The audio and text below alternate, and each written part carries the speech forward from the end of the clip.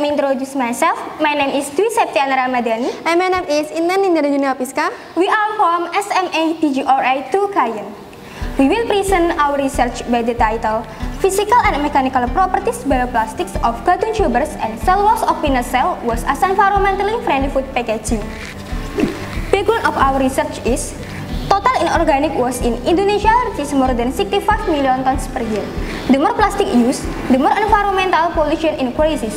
The advantage of bioplastics made from natural materials is that they can be decomposed by microorganisms, so they can return to nature without leaving behind toxic substance. Cartoon tubers and peanut waste are abundant in the Pate area and have not been utilized optimally by the community. So, we use cartoon tubers and peanut cellulose as environmentally friendly bioplastics innovations. Problem formulation in our research is 1. How to synthesize bioplastic as environmentally friendly food packaging from cartoon tuber starch with a combination of peanut shell cellulose. 2. How does the addition of cellulose from peanut shell waste affect the strength and water resistance characteristic of bioplastic as environmentally friendly food packaging from cartoon tuber starch? Purpose of our research is 1.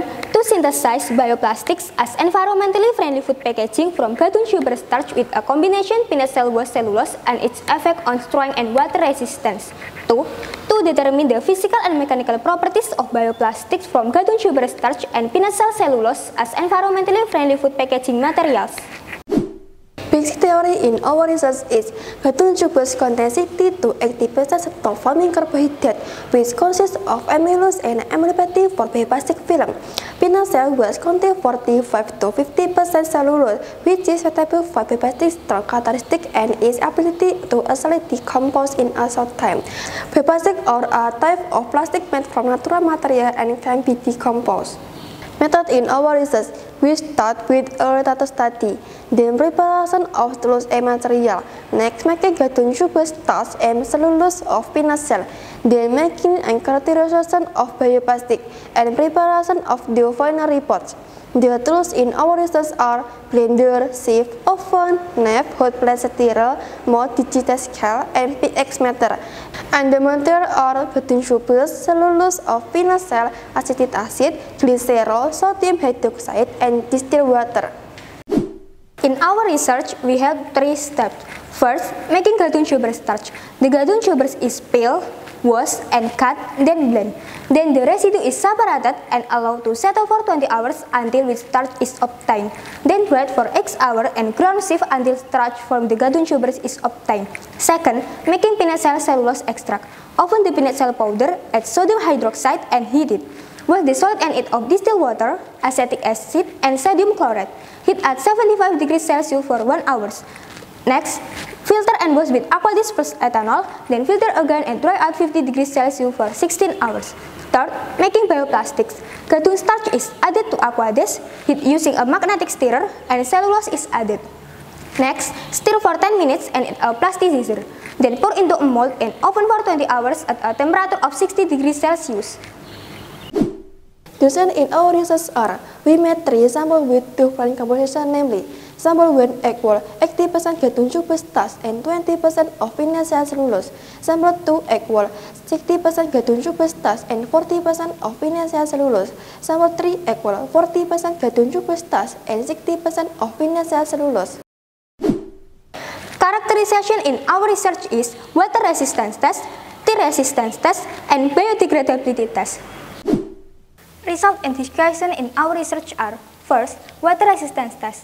The thickness of the bioplastic produced is in accordance with the Japanese industrial standard is less than 0.25 mm. The percentage of water resistance in the bioplastic produced has the highest value in K2S2 is 92.3%, while K3S3 is 87.5%, and K1S1 is 78.6%. Based on Food Agriculture Organization standard, the percentage of water resistance in K2S2 shows that it meets the standard for bioplastics less than 12%. Second, biodegradability test. The picture shows that the resulting K2S2 sample was more decomposable than K1S1 and K3S3.